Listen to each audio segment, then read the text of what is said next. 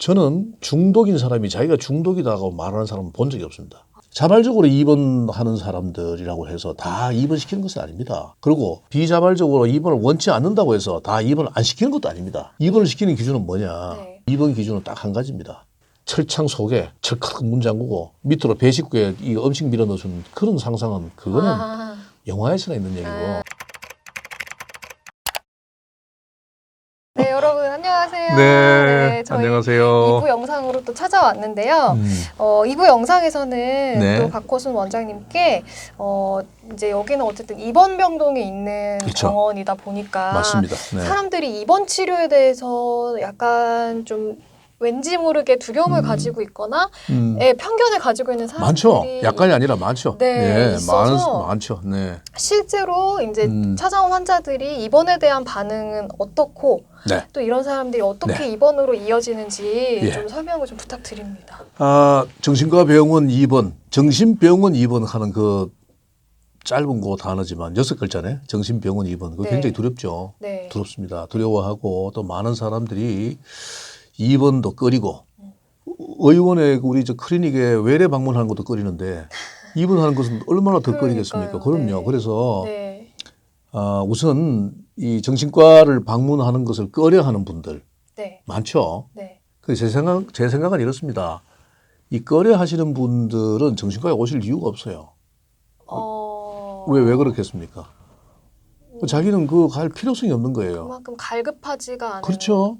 그리고 자기가 그런 필요성을 못 느끼는 겁니다.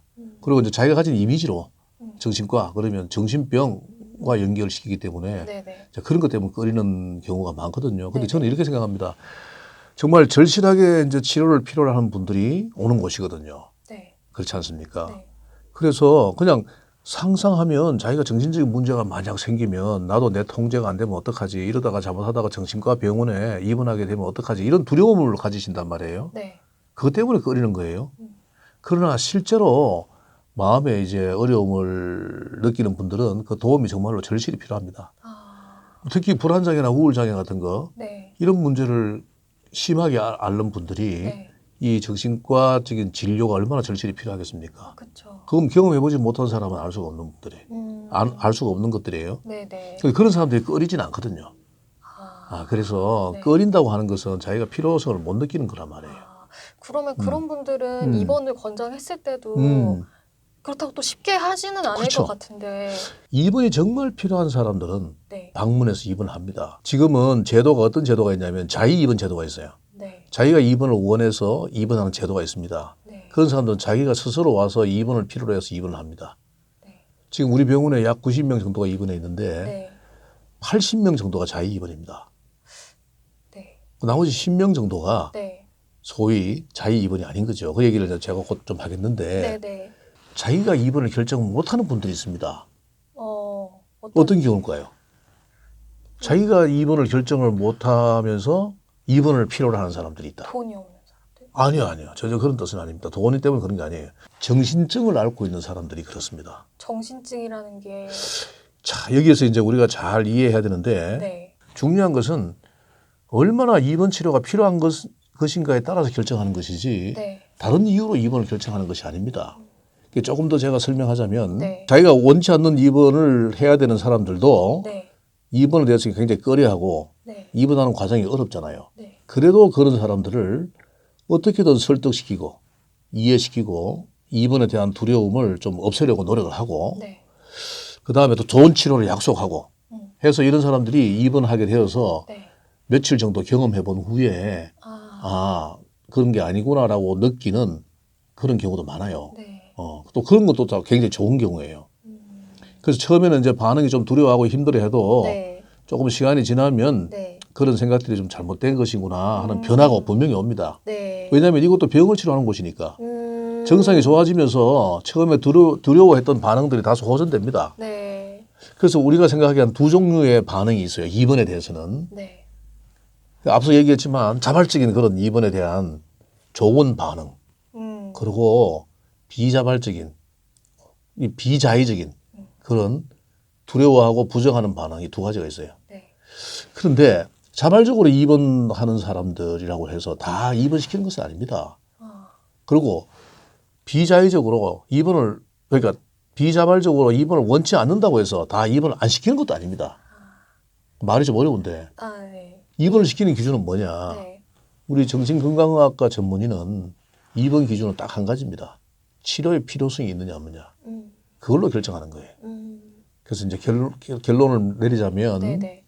입원에 대한 반응 이것은 결코 뭐 단순하지가 않습니다. 그래서 크게는 두 가지 반응이에요. 자발적으로 협조적으로 순응하는 그런 반응, 그리고 원치 않고 부정하고 회피하고 싶어하는 반응. 네. 이 두 가지 반응으로 입원을 좀 나눌 수 있겠네. 네. 근데 그럼 회피하는 환자들은 음. 어떤 질환인 경우가 혹시 뭐 조현병이나 뭐 그렇죠. 이제 그런 얘기를 좀 해야 되는데 네. 이걸 간단하게 네. 얘기를 하기가 좀 쉽지는 않고. 네. 그럼 이런 거잖아요. 입원이 필요한 사람들은 어떤 사람인가? 그리고 어떤 사람이 입원까지 요하게 되나? 네. 입원이 필요한 사람들은 사회라는 곳이 네. 그들에게 좀 두려운 느낌을 가지는 사람들. 사회로부터 보호를 해야 되는 사람들. 그런 사람들이 입원이 필요하다고 생각합니다. 우리가 흔히 생각하기에는 네. 이 사람을 입원을 시킨다면 이 사람을 사회로부터 격리시키는 것 같잖아요. 네. 그렇죠? 네. 근데 그 개념은 저는 반대라고 생각합니다. 사회로부터 보호를 시켜야 돼요. 이게 이제 어떤 경우냐면, 네. 자, 우리가 이제 마음의 병을 크게 두 가지로 나누면요. 네. 하나는 신경증, 네. 하나는 정신증, 이렇게 나눌 수 있어요. 이 그 두 병의 큰 차이가 뭐냐면, 네. 현실 검증력. 말이 어려운데 쉽게 얘기하면, 네. 이 사회 현실에 얼마나 잘 적응해서 살아갈 수 있는 능력을 갖추고 있느냐, 갖추고 있지 않느냐, 네. 그걸로 구분하는 겁니다. 네. 그리고 정신증이라고 하는 병은 네. 지금 현재 사회에 적응해서 살아갈 수 있는 네. 능력이 굉장히 부족하거나 없는 사람들입니다. 근데 신경증은 그렇지 않아요. 사회에 적응해 나갈 수 있는 능력을 갖추고 있는 사람들이에요. 신경증을 가진 사람도 입원합니다. 정신증을 가진 사람들도 입원을 합니다. 그래서 다양하게 입원하게 되잖아요. 네. 자, 예를 들어 봅시다. 네. 아주 심한 불안감이 있어요. 네. 그래서 사회에서 이 사람이 이 불안 때문에 네. 힘들어서 견디지를 못해요. 이런 분들은 입원합니다. 혹은 외상후 스트레스 장애 같은 이런 병이 있어요. 이런 병들이 심하면 사회에 적응하기 어렵습니다. 이건 다 신경증에 속합니다. 그래도 우울증 같은 병도 네. 그냥 가벼운 가벼운 뭐 우울감 이런 것으로 입원하는 사람은 없어요. 그러나 우울증도 그 정도가 심하고 또 우리가 걱정하는 자살 사고 가진 그런 우울증 같은 경우 이런 경우에는 입원을 해야 됩니다. 입원이 필요해요. 이런 사람들도 신경증에 속해요. 그런데 우리가 이제 걱정하는 정신증, 네. 망상이라든지 환청이라든지 비현실적 생각이라든지 이런 것들이 정신증이거든요. 네. 그런 것을 가지고 있는 병들이 우리가 이제 어떻게 불립니까? 조현병. 조현병. 그죠? 네. 이 조현병도 한때는 정신분열병으로 불렀잖아요. 그죠? 네, 네. 조현병 같은 것. 혹은 양극성장애. 지금은 과거에는 조울병으로 불러서요. 지금은 양극성장애라고 부릅니다. 조울병 같은 거. 혹은 우울증 중에서도 아까 얘기했던 좀 심한 이 망상에 동반되거나 혹은 자살 사고 같은 자, 너무 빠릅니까? 아니요. 괜찮아요? 네, 괜찮아요. 네, 오히려 아유, 빠른 몰두하고 거 계시니까. 좋아해요. 이런 병을 가진 사람들은 정말로 보호가 필요한 분들입니다. 근데 보호가 필요한데 자기는 보호가 필요하다고 느낄 수 있겠습니까? 못 느끼고. 느끼지 않는단 말이에요. 이런 분들이야말로 사회로부터 보호를 해야 되는 부분이에요. 네. 근데 자기는 느끼지 않고 사회로부터는 보호를 해야 되니까 여기에서 어려움이 생기는 겁니다. 자발적인 입원이 안 되는 거죠. 그럼 어떤 순서로 입원을 많이 하느냐 이것도 궁금하잖아요. 네. 그죠? 네. 근데 이제 그 순서라고 하는 것이 뭐 굳이 제가 막 통계를 내보지는 않았지만 체감상 네, 그렇죠. 체감상. 일반적으로 생각하는 그 정신병을 가진 사람들만 입원하는 것은 아닙니다. 아까 말했던 신경증을 가진 사람도 입원을 많이 해요. 또 입원 기간 이것도 다양합니다. 또 병명도 다양해요. 그런데 우리가 생각해서 뭐 어떤 체감적으로 순서상 굳이 중요하게 따지자면 아까 얘기했던 정신증을 가진 사람들이 더 중요합니다. 왜? 이들은 사회로부터 보호를 해줘야 돼요. 근데 자기들은 보호를 원치 않아요. 네. 그러니까 절실하게 필요하지만 원치 않는 입원하게 되는 거예요. 그래서 이런 사람들이 어떻게 보면 더 중요한 네. 그런 입원 대상이 아니겠느냐 네. 이런 생각합니다. 네. 어쨌든 두려움이나 불안, 뭐 어쩔 수 없는 이런 환청, 망상, 네. 이런 비현실적 증상 네. 이런 걸로 인해서 사회적인 적응이 어려운 사람들 네. 네. 이런 사람들을 입원하는 것은 더 중요한 문제다. 저는 그렇게 생각합니다. 근데 말씀 주신 것처럼 이런 사람들은 입원을 원치 않는 경우가 그렇죠. 많은데 어려움 있죠. 어떻게 입원까지 이어지는지. 그렇죠. 네. 자, 그래서 이제 그게 왕도가 있는 게 아니에요. 대단히 특별한 방법이 있는 게 아닙니다. 우리 한번 생각을 해봅시다. 입원을 해야 되죠. 네. 입원할 수 있는 꼭 해야 되는 증상을 가지고 있죠. 그런데 이 사람이 입원을 원치 않는단 말이에요. 네. 뭐 예를 들면 피해망상이 심한 이런 사람들. 이런 사람들은 입원하는 자체를 피해자로 생각합니다. 자기를 가둔다고 생각하는 거예요. 그죠? 아니면 과대망상이 있는 이런 사람들. 자기 기분 좋고 지금 한창 소위 잘 나가는 때인데 왜 나를 병원에다가 넣으려고 하느냐. 이해가 안 된단 말이에요. 이런 증상들을 꼭 보호 치료가 필요한 사람이지만 이런 증상으로 인해서 많은 어려움이 있는 사람들. 왜 입원해야 되는지를 모르는 사람들. 네. 이런 사람들에게 입원의 필요성을 이해시키고 네. 또 치료도 해야 되고 네. 또 증상을 치료할 수 있도록 해야 되니 네. 이게 얼마나 이 부분에서 전문적인 기술이 필요하겠습니까? 너무 어려울 것 같아요. 너무 어렵단 말이죠. 근데 뭐 조금 더 예를 들어 봅시다. 네.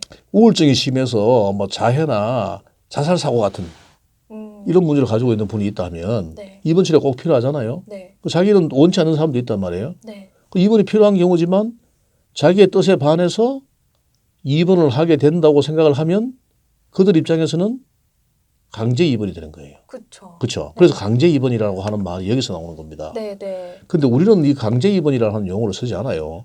그 나중에 이제 그 얘기 있으면 좀 하겠지만 어쨌든 그들 입장에서는 이게 강제 입원입니다. 근데 한번 생각을 해봅시다. 그 보호하지 않으면 어떻게 하면 좋겠어요?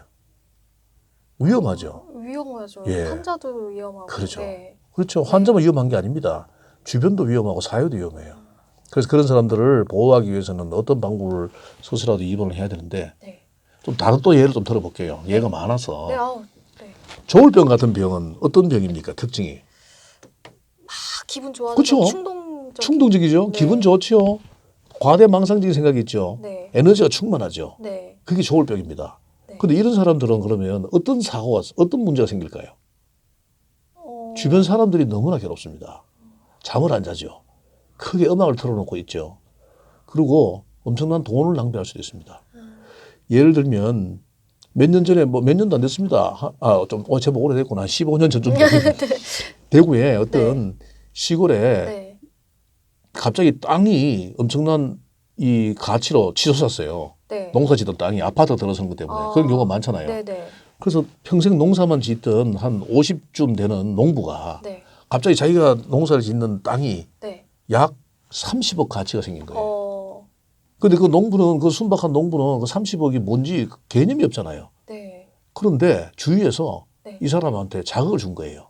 팔아라. 30억 팔아서 그걸로 편하게 먹고 살지 왜 농사 짓나.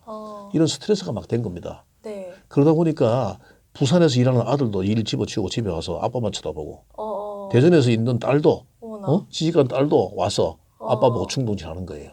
뿐만 아니라 모든 가족들이 얼른 팔아서 그 돈을 나눠 가지고 싶은 거예요. 그러니까 그분이 느끼는 스트레스가 어땠겠어요? 대단할 거잖아요. 네. 그래서 어느 순간 이 사람이 조증이 생긴 거예요. 조울병 중에 조증. 네. 갑자기 기분이 좋아졌어요. 기분이 막 들떴어요. 네. 그래서 자기는 돈이 많다. 대단한 사람이니까 내 농사 같은 거 필요 없다. 그 다음 어떤 일이 생기냐면 그 땅을 예를 들면 30억이나 나가는 땅을 네. 부동산 업자들을 불러서 20억에 팔아버립니다. 왜요? 자기 땅이니까. 기분 좋으니까. 빨리 현금화하고 싶으니까. 그렇죠. 비현실적이죠. 네. 근데 20억에 팔아버리는데 그러면 부동산 업자들이 얼마나 좋아하겠어요. 얼른 살 거잖아. 그죠. 네. 그죠? 그럼 주위에 가족들이 말릴 거잖아요. 네. 그 주위에 가족들이 말려도 말을 듣지 않습니다. 비현실적인 생각이 드니까. 네. 그럼 가족들하고 마찰이 생겨요. 네. 그 어쨌든 20억에 팔았어요. 그 땅을. 네. 그 다음부터 그 사람 농사를 짓지 않습니다. 그럼 뭘 할까요? 차도 사고 아파트도 사고. 그래서 결국 어떤 일이 생겼냐면 네. 아주 흐름한 여관을 사게 돼요. 왜냐하면 호텔업을 한다고. 농부가. 네. 그런 생각이 든단 말이에요. 네. 그래서 그 여관을 20억을 주고 삽니다. 어머나. 그럼 어떤 일이 생겨요? 그 사람이 엄청난 이 30억이라고 하는 전 재산이 날아간단 말이에요. 이거는 엄청 비극이거든요. 이거 조울증 때문에 생기는 겁니다. 뭐 이런 분들은 네. 사실 네. 현실감을 드리고 현실적으로 어떻게 막 바꿀 수 있는 방법이 없어요. 이 얼마나 큰 피해입니까? 또 조울증 같은 경우에 어떤 여성들 같은 경우에는 뭐 성적으로 아주 문란해질 수도 있어요. 또 남성들 같은 경우에는 이게 네. 사업한다고 해서 많은 돈을 네. 낭비할 수도 있어요. 아. 체력적으로 엄청난 소모가 생길 수도 있어요. 네. 주변 사람들이 너무너무 괴롭고 힘듭니다. 또 이런 사람들 예를 들어서 입원을 하게 된다면 네. 가족들이 이제 그 사람을 데리고 오겠죠. 네. 우리 아빠는 이래 해서 아니면 우리 아들은 이래 해서 입원을 해야 된다. 네. 그럼 그 아빠나 그 아들이 당사자가 입원을 하겠습니까? 안 하죠. 안 하죠. 네. 자기는 기분 좋은데 네. 왜 입원하겠습니까? 네. 그래서 문제가 생기는 겁니다. 그렇죠. 그런 예만 있는 것이 또 아니에요. 지적장애 같은 문제가 있어요. 옛날에는 우리 정신지체 네. 혹은 정신박약 이렇게 표현했잖아. 네. 네. 지적장애. 네. 지적인 능력이 떨어지는 사람들. 이런 사람들은 성인이 되면요. 네. 돌봐줄 방법이 없습니다. 저 부모님도 이제 그렇죠. 법적으로도 18세 넘었으면 성인이에요. 예를 들어서 이런 지적 능력 장애를 가진 사람들이 많이 이용을 당합니다. 어떤 방법으로? 경제적으로도 이용당하고 성적으로도 이용당하고 노동적으로도 착취당하고 이런 일이 많아요. 이건 뭐 가족들이 늘 노심초사합니다. 네. 휴대폰 같은 것도 그 스마트폰 같은 것도 아무데나 가서 막 개설해버립니다. 또 누가 조금만 부추기면 가서 개설해버려요. 그럼 누가 조금만 부추기면 은행 가서 대출도 받아버려요. 그 사람들 막 주고 그럽니다. 자기를 판단할 능력이 없지만 사회에서는 성인으로 보니까 그런 것들이 생기는 피해, 치매 노인들만 해도 네. 그렇잖아요. 배회하거나 네. 아니면 다른 위험한 물건을 만질 수도 있다든지 그쵸. 뭐 이런 것들은 다 네. 현실에 적응하기 어려운 분들이에요. 네. 이런 분들이 사실 어떻게 보면 보호를 받고 치료를 받아야 되는데 자기가 원치 않는 겁니다. 그래서 그런 분들 아까 얘기했던 뭐 조현병이라든지 심한 우울 장애라든지 조울병이라든지 이런 분들을 입원시키게 되면 네. 자기 입장에서는 강제 입원이 되는 거예요. 네. 그러나 우리 전문가 입장에서는 필요한. 꼭 필요한 입원이단 말이에요. 거기서 모순이 생기고 갈등이 많이 생깁니다. 네. 그래서 내가 이제 원하지 않는 입원을 했구나. 뭐 이런 얘기를 하는 분들 얘기는 네. 다 그런 거예요. 강제 입원 당했다 나는. 또 다른 많은 예가 있어요. 알코올 의존만 해도 네. 지나치게 알코올에 의존이 되어서 이 사람이 신체적인 어떤 조건도 황폐화되고 심리적인 것도 심각하고 네. 주변에 있는 가족들도 엄청난 피해를 보고 네. 이런 경우에 어떡합니까? 막 간이 나빠져도 계속 마시는. 그럼요. 예. 네. 그런 사람들 이미 중독이거든요. 네. 근데 저는 중독인 사람이 자기가 중독이다고 말하는 사람은 본 적이 없습니다. 인정하지 않아요. 뭐 그런 사람들 치료는 어떤 게 있을까요? 말로 설득해서 오늘부터 이제 술 드시지 마세요. 안 돼. 위험합니다. 안 되죠. 네. 그래서 이미 중독이 돼 있단 말이에요. 네. 그런 분들은 어쩔 수 없이 보호를 해야 됩니다. 네. 입원하게 돼요. 네. 입원하게 되면 그런 사람들은 한 3일 정도 지나면 술이 깨고 네. 그다음 판단력이 생기잖아요. 그러면 그 사람들이 어떻게 판단합니까? 강제 입원이단 말이에요. 이런 어려움이 생깁니다. 네. 그래서 우리 정신과 의사들은 네. 제가 앞서도 얘기했지만 입원의 기준은 정신의학적으로 치료가 꼭 필요한가, 네. 치료가 필요하지 않은가 네. 이걸로 결정을 내리지 네. 그 외에 다른 반개적인 일로 결정을 내리는 경우는 네. 그거는 굉장히 위험합니다. 네. 근데 요새 강제 입원이라는 이제 그렇죠. 용어가 네, 예. 좀 뭐 이렇게 어. 설명하셨지만 이제 환자 입장에서 강제 입원으로 느끼는 입원은 안 된다. 지금 그렇죠. 안 되죠. 자, 그래서 네. 강제 입원이라는 말은 우리는 쓰지 않습니다. 그러니까 일반적인 사람은 쓰죠. 네. 내가 앞서 얘기한 그 이유 때문에 그렇습니다. 자기는 원치 않는 입원을 하게 되니까 그게 강제 입원이 되는 거예요. 네. 근데 우리는 강제 입원이라는 말을 쓰지 않고 네. 그건 일반인들이 부르는 용어고 네. 비자의 입원이라고 합니다. 이제 말씀드린 정신병적인 현상을 가진 분들 네. 정말로 입원 치료는 필요한데 네. 그 자신은 그 입원에 대한 이유를 모르죠. 네. 그거는 바로 그 사람이 가지고 있는 병의 정상 때문에 그런 겁니다. 근데 이 비자의 입원은 지금 그 정신건강정진법이라고 하는 법이 생기면서 네. 굉장히 까다로워졌습니다. 네. 굉장히 힘들어졌어요. 네. 가장 핵심적인 그 힘들어진 이유가 뭔가요? 그 법에 의해서. 그 법의 가장 핵심적인 이유는 네. 강제 입원이라고 하는 걸 막고 싶은 이유 때문에 그렇습니다. 근데 잘 보세요. 네. 우리 정신과 의사들도 네. 그건 아주 바람직하게 생각해요. 환자를 강제로 입원시키면 안 되죠. 그쵸. 안 되죠. 네. 이 강제로 입원시킬 이유가 없는 겁니다. 왜 우리 정신과 의사들이 환자를 강제로 입원시킵니까? 그렇지 않습니다. 제가 계속 강조드리지만 꼭 입원 치료가 필요한 증상을 가지고 있느냐 없느냐로 기준을 하는 거예요. 네. 입원 치료를 해야 될 증상을 가지고 있으면서 본인이 원치 않을 경우 그게 바로 비자의 입원이라고 하는 겁니다. 네. 그래 되면 지금 법상으로는 네. 직계 가족 두 사람이 네. 입원을 동의를 해줘야 돼요. 네. 직계 가족 두 사람이 입원을 동의해주면 네. 그 사람은 자기가 원치 않지만 네. 입원하게 되는 겁니다. 자기가 느끼기에는 강제 입원이죠. 네. 근데 예전까지는 법이 그랬어요. 네. 근데 요즘 정신건강증진법에서는 네. 어떤 것이 더 보강됐냐면 네. 혹시라도 네. 증상 때문이 아니고 네. 다른 이유 때문에 입원하는 사람들이 없게 만들려고 네. 여기에다 더 다른 부가적인 어떤 조건을 달았어요. 네. 그게 조건이 많습니다. 네. 그중에 제일 중요한 조건이 뭐냐면 네. 비자의 입원을 하게 되면 네. 2주 내에 네. 다른 전문 의사가 네. 이 사람이 비자의 입원을 하는데 네. 입원해야 될 필요성이 있나 없나를 심사하게 되어 있어요. 굉장히 좋은 제도죠. 어떻게 생각하십니까? 좋은 제도긴. 쉽게. 네. 네. 좋은 제도죠. 네. 좋은 제도입니다. 아주 네. 바람직한 제도고. 그런데 네. 여기에 문제가 뭐냐면 네. 그 법이 생긴 지가 한 2년쯤 될 거예요. 네. 그런데 우리 정신과 의사들이 굉장히 우려한 부분이 있습니다. 네. 그게 뭐냐면 네. 우리나라에서 비자의 입원이 하루에 몇 명 정도 이루어질까요? 내가 통계는 정확하게 모르겠지만 많은 숫자의 비자의 입원들이 이루어지고 있습니다. 그러면 그 비자의 입원들이 이루어지는 곳에 네. 전문의가 네. 많은 숫자가 필요할 거 아니에요. 네. 가서 2주 내에 심사를 하려고 하면. 네. 그런 인력이 있습니까? 어디서 와요, 그러면? 없죠. 그 지금은 네.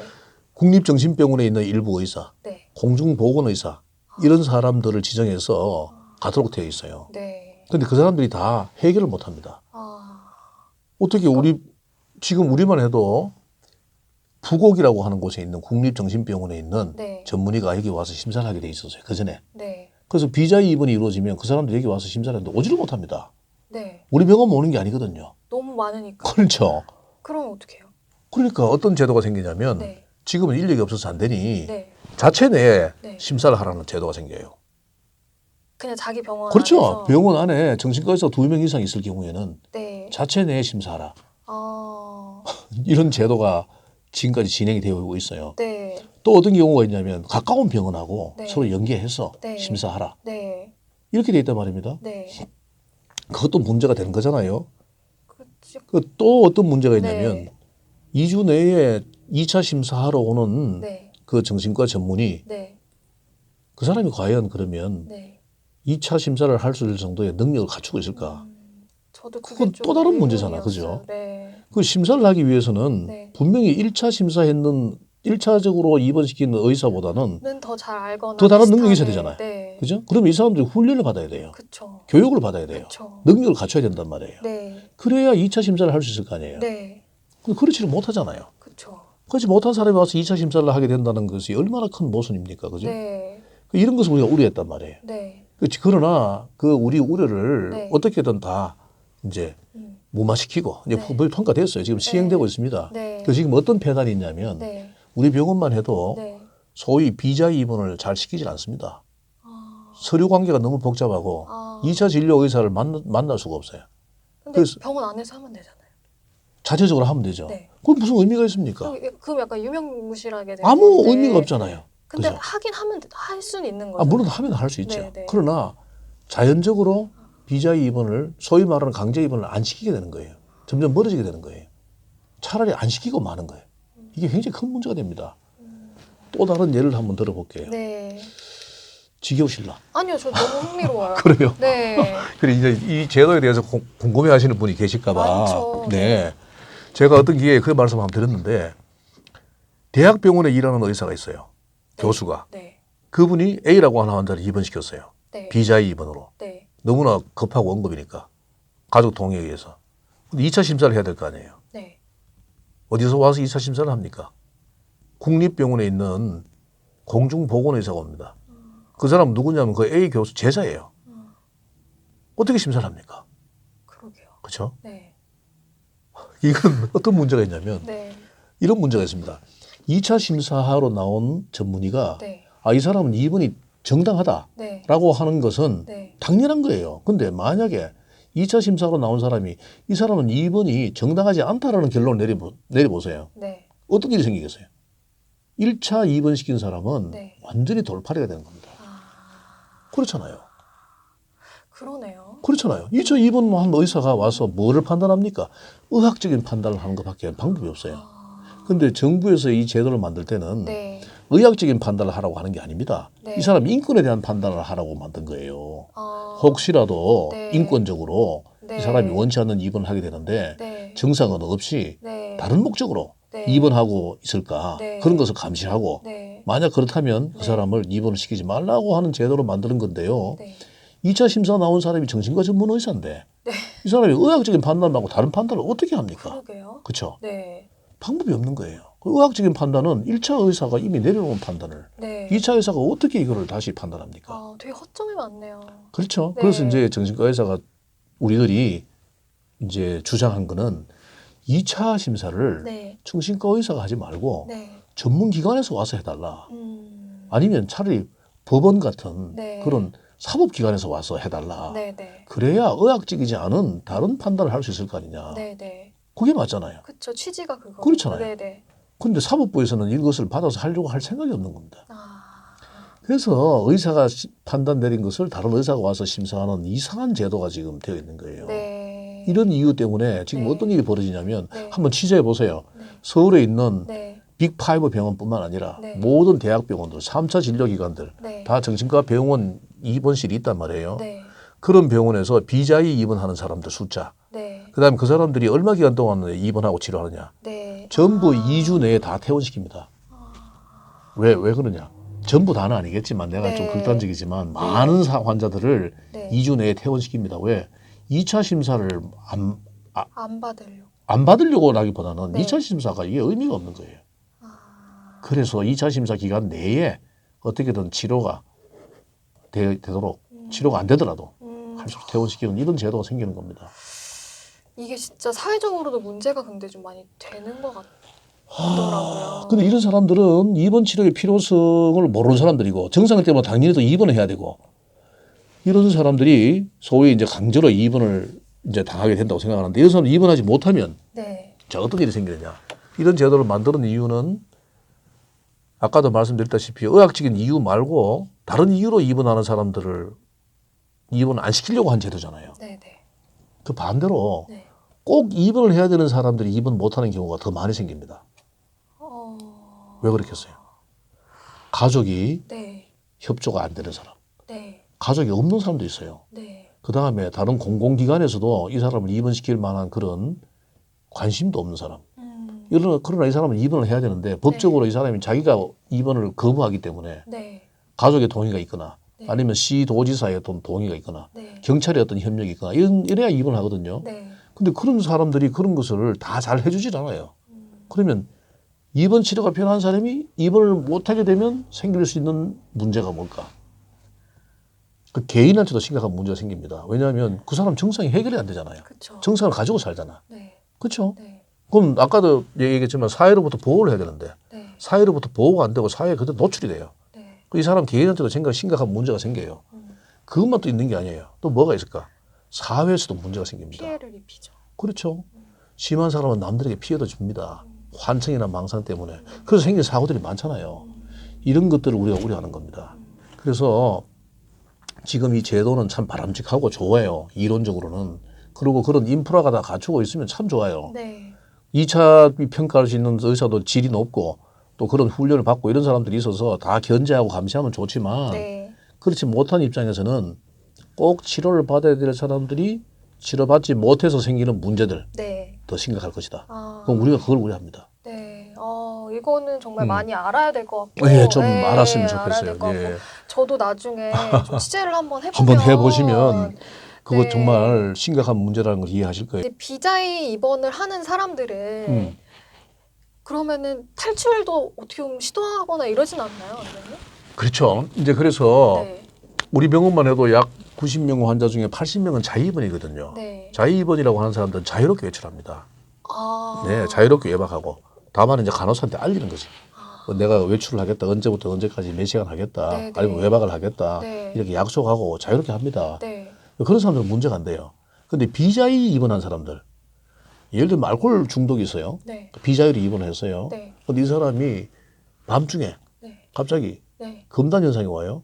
술이 먹고 싶어요. 네. 못 견디겠어요. 네. 외출을 합니다. 네. 가능합니까? 안 되죠. 네. 그럼 어떻게 해야 돼요? 막아야 되겠죠. 네. 그럼 어떻게 막아요? 문을 잠그나? 그렇겠죠. 네. 1차적으로 문을 잠그는 수밖에 네. 없겠죠. 네. 네. 그럼 이 사람이 문을 잠겨도 네. 계속 나가고 싶다고 네. 항의를 하거나 심지어는 뭐 난동을 부리거나 이렇게 하면 어떻게 해요? 경찰이 와야 돼. 경찰이 오나? 그럼 정신과 병동에서 이 환자가 네. 지금 밖에 못 나가서 난동을 부리는데 경찰이 와줘서 하면 경찰이 올 것 같아요? 안 오겠네요. 안 오겠죠. 네. 뭐 의학적인 문제니까 당신들이 처리하는 거죠. 그러네. 그렇지. 네. 어떻게 하겠어요? 그런 데서 문제가 생기는 겁니다. 그래서 어쩔 수 없이 네. 그 사람을 진정시키기 위해서 네. 면담도 하고 네. 이해도 시키고 설득도 하고 네. 필요하면 약도 쓰고 필요하면 혼자 있도록 안전한 곳에 네. 두게 되고 네. 이런 겁니다. 아. 그렇게 되면 그 다음에 그 사람은 네. 며칠 지나면 어떤 생각을 하겠어요? 나를 감금했다. 나를 못 나가게 했다. 네. 응? 네. 내가 원하는 걸 못 하겠다. 네. 강제 입원이다. 네. 이렇게 된단 말이에요. 네. 그래서 그런 사람들은 어쩔 수 없이 이 사회로부터 보호를 해야 되기 때문에 행동에 대한 통제를 할 수밖에 없습니다. 피해망상이 심한 사람이 네. 입원해 있는데 비자의 입원으로 입원했는데 갑자기 그런 피해망상이 와서 네. 아니면 환청 같은 게 막 생겨서 네. 도망가라 탈출해라 뭐 이런 환청이 막 들린단 말이에요. 그러면 이 현실감을 잃게 되고 네. 그 환청 때문에 행동을 옮길 수도 있잖아요. 네. 그럼 그런 사람들은 어떻게 해요? 막아야죠. 환청 갖지 마라 이렇게 해야 됩니까? 안 되죠. 네, 네. 막아야죠. 어떻게든. 네. 어떻게 막습니까? 그 방법을 네. 우리가 지금 고민하는 거예요. 그 방법 때문에 말이 많은 거예요. 아. 그래서 그 네. 사람을 우선은 안전한 곳에, 네. 그죠? 네. 나가지 못하게 만들어야죠. 네. 창문이라도 조그만 틈이 있으면 저거 뚫고 나가고 이렇게 아. 해보니 어떻게 해요? 사고 납니다. 위험하단 말이에요. 그러게요. 그렇기 때문에 어쩔 수 없이 그런 걸 통제하는 겁니다. 그리고 안전한 방에 갈 수 있도록 하고. 네. 이러니까 아. 남들이 보면 네. 아, 이 사람을 가두었구나. 감금했구나. 또 이렇게 된단 말이에요. 영화 같은 데 보면은 영화. 네. 네, 영화라서 그런데 그렇죠. 이제 정신병원 하면은 막 팔을 다리를 묶어놓고 막 이런 약간 좀 엄청 무서워 보이는 그런 이미지를 많이 형성을 하거든요. 영화니까 그렇죠. 근데 실제로는 어때요, 원장님? 영화를 보면 우리 기자님들도 네. 늘 바쁘잖아요. 늘 뭐 원고 들고 다니고 뛰어다니고 그죠? 데스크에 혼나고 뭐 네, 그렇잖아요. 네, 네. 실제로 어떤가요? 실제로는 좀 다르죠. 다르죠? 네. 마찬가지입니다. 이게 뭐 네. 팔다리를 묶어놓고 하는 그런 경우는 극히 드뭅니다. 극히 일부다. 그거는 묶어놓았다고 표현하지 않고 우리는 이제 그걸 억제라고 하는 거거든요. 네. 억제를 꼭 해야 되는 상황이 있는 사람은 안전한 억제들을 사용해서 억제를 합니다. 아. 그러나 지금 우리 병원에 통계를 내보니까 최근에 네. 3개월, 4개월, 5개월 동안 억제한 사람이 아무도 없어요. 요즘은 자의입원이 많으니까 그런 네. 경우가 잘 없어요. 어. 옛날에는 이제 네. 그런 사람들이 좀 있었어요. 그럴 때는 억제하는 사람도 있어요. 그건 네. 안전한 보호실에서 네. 억제를 할 수 있는 기준이 있어요.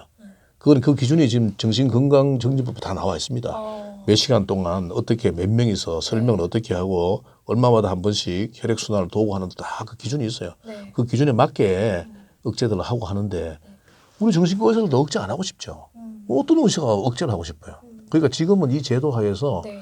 억제를 해야 될 만한 환자들이 있으면 입원을 안 시키는 겁니다. 그러니까 어쨌든 궁금한 거는 네. 늘 억제를 해놓고 있거나 묶어놓고 그렇진 있거나 않고. 전혀 그렇지는 않습니다. 그러면 혹시 갑자기 궁금한 건데 지금 비자의로 입원하신 10분들은 보통 어떤 이유로 좀 조현병이 많고요. 그다음에 지적장애 그리고 또 노인들 중에 한 서너 분은 네. 인지기능이 많이 치매 망가진 치매 같은 그런 네. 분, 치매만 있는 분들이 아니고 치매에다가 정신적인 증상이 같이 동반된 이런 분들인데 네. 뭐 난폭하거나 뭐 난동을 부리거나 하는 분들은 아닙니다. 그러나 그런 분들은 우리가 조심해서 어떻게든 이 병원 밖의 사회로 바로 접촉이 안 되도록 노력합니다. 그 나머지 분들은 다 자의로 약속하고 자의로 외출하고 자의로 외박하는 거예요. 지금은 코로나 바이러스 때문에 네. 우리가 외출 외박을 조금 통제하고 있습니다. 아. 그전에는 네. 자유롭게 다 하는 거예요. 아. 예. 생각과 많이 다릅니다. 네, 저는 이렇게 마음대로 이렇게 외출도 할 수 있고 이런지는 몰랐는데. 아, 예. 지금은 많이 합니다. 네. 많은 병원에서 그렇게 하고 있습니다. 특히 우리 병원 같은 경우는 도심이잖아요. 네. 그러니까 자유롭게 인프라를 이용하고 네. 그렇게 하는 겁니다. 그것도 하나의 치료예요. 나가서 자기 하고 싶은 일을 할 수 있게 만드는 거. 은행 가서 프로세싱 해보는 거. 슈퍼마켓에 가서 필요한 거 돈 주고 사는 거. 계산하는 거. 그다음에 자기가 필요한 거 가서 볼 보고 제 시간에 들어오는 거. 네. 이런 것도 굉장히 중요한 치료입니다. 그러네요. 네, 네. 그리고 또 입원 생활에 대해서 사람들이 네. 궁금했던 게 예. 뭐 정말 입원 치료처럼 이렇게 끼니에 맞춰서 뭐 밥도 나오고 근데 남는 시간에는 환자들은 뭐 외출하는 사람도 있지만 네네. 뭐 어떤 활동을 어떤 좀 활동하냐. 하게 그냥 되는지 이제 그런 방에 게 좀 궁금했거든요. 네. 철장에 갇혀서 그냥 가만히 있느냐, 네. 자기 개인 방에 그냥 있느냐. 네. 요즘 개인 방은 없습니다. 우리 병원만 해도 4인실, 5인실 뭐 이렇게 있고 네. 개인 방이 있긴 있는데 그런 방은 이제 비용이 더 드니까 그건 뭐 비용을 더 내고 있는 거예요. 또 가족실도 있고. 네. 어쨌든 이제 정신과 병원의 입원의 이제 진행 과정이 어떠냐. 네. 정신과 입원 치료도 일반 입원 치료가 크게 다를 바 없어요. 네. 치료를 위한 행위들이 이루어지고 있는 곳이거든요. 네. 근데 자, 신체적인 문제를 가지고 입원한 사람들 예를 들어 봅시다. 그런 사람들은 뭘 합니까? 약 먹겠죠. 네. 치료 받겠죠. 네. 그다음에 또 휴식 취하겠죠. 네. 그렇겠죠. 네. 마찬가지다. 정신과도 그런 치료들을 합니다. 그러나 정신과 병원에는 두 가지의 좀 다른 점이 있어요. 첫째는 신체적인 치료도 물론 중요하겠죠. 네. 그걸 생물학적인 치료라고 해요. 두 번째, 네. 심리적인 치료 네. 필요합니다. 세 번째, 사회 문화적인 치료가 필요해요. 그래서 일반적으로 신체적인 질환을 가진 사람들이 하고 있는 생물학적 치료에다가 네. 심리적인 치료, 면담, 그죠? 면담요법, 네. 면담 같은 거, 심층 면담, 지지 면담, 집중 면담 이런 주치들이 하는 거예요. 네. 면담을 통해서 그 사람이 가지고 있는 심리적인 문제에 접근하고 변화시키려고 노력하고 개선하려고 노력하는 그 시간이 꼭 필요하죠. 네. 세 번째, 사회 문화적인 치료가 필요해요. 네. 그게 뭐냐? 네. 작업요법, 오락요법, 음악요법, 그죠? 이런 것들, 많은 활동들, 프로그램들, 치료 프로그램들이 동원됩니다. 네. 여기에 사회복지사 이런 사람들이 동원되는 거예요. 그리고 혹은 임상심리사 이런 사람들이 그런 프로그램들을 위해서 많이 노력합니다. 다양한 걸 하는 그럼요. 거네요. 우리 병원만 해도 그 프로그램을 개발하기 위해서 많이 노력합니다. 그래서 환자분들이 어떻게 하면 참여를 더 높일 수 있느냐, 어떻게 하면 자기 니드를 높일 수 있느냐, 자기한테 맞는 그런 퀄리티 있는 그런 치료를 할 수 있느냐. 또 게다가 외부에서 많은 도움을 줍니다. 지금은 이제 코로나 바이러스 때문에 외부 사람들이 못 들어오게 돼 있어요. 네, 네. 외부에서 예를 들어서 이미용 도움을 준다든지 미술 치료를 전공을 한 사람이 와서 그런 시간을 해준다든지 그다음에 레크레이션 지도해 준다든지 서예 이런 봉사 네. 치료 봉사 네. 이런 것들이 이루어지니까 네. 우리가 흔히 생각하기에 네. 그냥 철창 속에 철큰 문 잠그고 밑으로 배식구에 이 음식 밀어 넣어준 그런 상상은 그거는 영화에서나 있는 얘기고 병원에서는 그렇게 이루어지지 않습니다. 그러네요. 그렇게 활발하게 치료가 이루어지려고 노력하고 있습니다. 네, 그렇구나. 입원 뭐가? 치료를 권장받았지만 네. 꺼리고 있는 사람들? 있겠죠. 네. 입원 치료를 권장받았지만 꺼리고 있는 사람들 당연히 있죠. 네. 입원 치료 하자고 해서 당장 그날 입원하는 사람들은 없죠. 네. 그런데 이렇게 한번 생각해 봅시다. 입원 네. 치료를 권유받았다면 네. 자기가 그걸 판단할 수 있는 그런 능력을 갖춘 사람이라면 그 사람들은 입원에 대해서 깊이 생각을 해봐야 됩니다. 전문의가 입원 치료를 권장하는 이유 중에 제일 중요한 게 뭡니까? 환자의 건강. 병의 치료죠. 병의 치료할 목적으로 입원을 권하는 겁니다. 저만 해도 오늘 두 사람한테 입원을 권유했어요. 어떻게 권유하냐면 지금 당신이 가지고 있는 이 우울 증상이 제법 걱정이 된다. 지금은 실행에 옮기지 않지만 혹시라도 자기 스스로를 해칠 수도 있고 나쁘게 할 수도 있고 심하면 자살 사고도 갈 수가 있는데 지금 이 상황에서는 우리가 지금 열심히 면담을 하고 약물 치료하지만 이거는 그런 위험성으로부터 좀 보호를 할 필요가 있겠다. 입원을 한번 적극 생각해 보라. 하면 처음엔 다 부정해요. 싫어해요. 와 나를 보고 입원하라고 하느냐. 나는 하기 싫다. 충분히 알겠다. 하기 싫은 건 알겠지만 나는 치료 목적으로 권유하는 거니까 충분히 생각해 보라. 그리고 주변 사람들하고 꼭 의논하라. 응? 또 생각하고 또 생각하라. 나는 당신한테 강제로 입원을 원치 않는다. 이렇게 권유하게 되면 네. 그 사람이 생각을 합니다. 많은 시간 동안. 네. 그러고 나서 입원 결정해요. 네. 그런 사람들은 자기가 결정하는 사람들이에요. 근데 그런 사람들은 덜 걱정해요. 근데 입원 치료를 권유받았지만 입원 안 하는 사람들 중에 자기가 결정 못하는 사람들이 있습니다. 아까 얘기했던 바로 정신증을 가진 사람들. 네. 그렇죠? 네. 그런 사람들은 자기가 결정 못해요. 그럼 그런 사람들은 자기가 입원하지 않습니다. 그런 사람들은 입원 권유하는 자체가 의미가 없어요. 그런 사람들 어떻게 합니까 우리가? 참 걱정이 되거든요. 네. 네. 그럴 때는 저는 어떤 방법을 쓰냐면 주변 사람들에게 그것을 꼭 고지를 합니다.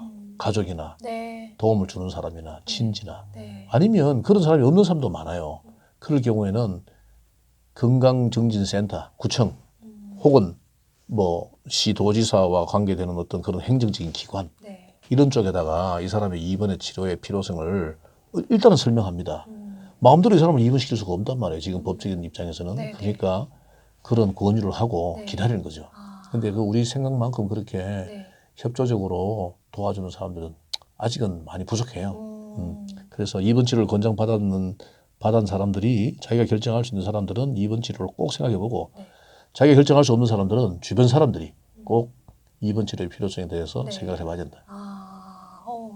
오늘 좋은 말씀 감사드리고. 네네. 근데 제가 놀랬던 건 자의 입원이 꽤 많구나. 네, 라는 그렇죠. 게 좀 놀랍네요. 저도 놀라웠어요. 처음에 네, 우리가 이제 그 비자의 입원을 네. 이렇게 자꾸 통제하면 네. 얼마나 많은 사람들이 네. 입원을 못하고 치료를 못 받을까 생각했는데 네. 그중에 많은 사람들이 네. 자의로 입원하려고 하는 사람들이 생기더라고요. 그건 우리 병원뿐만 아니라 네. 모든 입원 병원을 가진 병원들에서 다 느끼는 걸 겁니다. 그래서 그게 아주 바람직해요. 그전에는 비자의 입원으로 입원했단 말이에요. 자기가 원치 않는데 강제로 뭐 소위 강제로 네. 엄마 아빠가 입원시켜가지고 입원하라고 했는 사람들이라도 네. 지금은 그렇게 입원을 못하니까 네. 그냥 두어도 네. 그중에 어떤 사람들은 자기가 입원을 원해서 온 사람들이 있더란 말이에요. 그럼 오히려 또 치료도 잘 되겠네요. 훨씬 치료가 잘 되고 그런 사람들은 우리가 통제를 하거나 억제를 하거나 절제를 시킬 이유가 없어요. 그러니까 훨씬 나아요. 그래서 그런 것은 참 부수적으로 좋아진 부분입니다. 그러게요. 먼저 그럼 이거 갑자기 궁금한 건데 이것도 체감상 네. 이 법이 시행되기 전과 후를 비교했을 때 네. 비자의 입원과 자의 입원과 비자의 입원 비율이 예. 어떻게 좀 바뀌었는지 전과 확 후에 낮아졌어요. 그 우리 병원 예를 들면 네. 아까도 그랬지만 90명 입원에 80명은 자의 입원이에요. 네, 한 네. 10명 정도가 비자의 입원인데요. 그건 네. 뭐 약 10%, 12% 정도 옛날에는- 되겠죠. 옛날에는 네. 비자의 입원이 훨씬 많았죠. 그 통계가 확 낮아진 거는 네. 바람직하죠. 그런데도 걱정스러운 거는 정말 치료를 받아야 될 사람들이 치료받지 않는 거. 그 나머지에 속해 있다는 거. 네. 그게 걱정이 된다. 네. 오늘 제가 입원 치료에 대해 궁금한 게 되게 많았는데 네. 원장님께서 너무 잘 설명을 해주셔가지고 그러신가요? 네, 여러분들도 좀 많이 이해가 되셨을 것 같은데요. 그러면 이번 영상은 여기서 마무리하고 네. 세 번째 영상에서는 이제 저희가 불안장애 관련해서 네. 네, 얘기를 해보도록 하겠습니다. 그렇죠. 네. 그럼 세 번째 영상에서 뵐까요? 네, 감사합니다. 감사합니다.